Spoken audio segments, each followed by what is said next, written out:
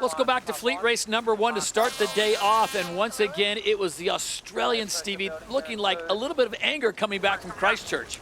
Yeah, a bit of anger, probably had a little bit of a time to think and reflect, and, you know, he just got off the start line very, very well today. It was a kind of day where mistakes were going to be punished out there, and there was no mistakes from Australia here. Stayed on the foils and stayed fast, and of course staying fast, so important there. Phil Robertson, he said this is what he calls the Craig Mitchell.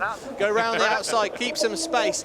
Happen to think Craig wasn't wrong in a lot of his decisions, but here he did a great job, Phil, and the Canadians were a pretty good boat out there today.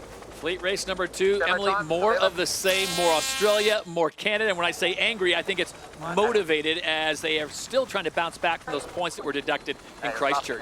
Yeah, they're definitely out there fighting for every point they can. But we saw some brilliant sailing in this race from Canada in particular, really pushing the boat to the limit. But some costly mistakes still. So Australia, Canada go 1 and 2 in race number 2, and then it was all on race number 3. And cue the Spanish Stevie, they were in fuego.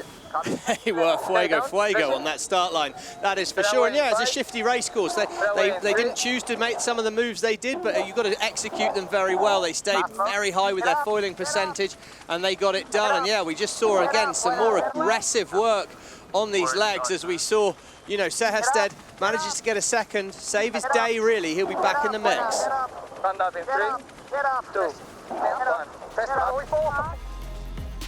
Here's how the scoring looks. Australia really dominant on the day, getting 2 wins and a third. They are on 28 points. Canada sits in second on 23. Rockwell, Denmark, even with New Zealand on 22. And Spain still in the mix.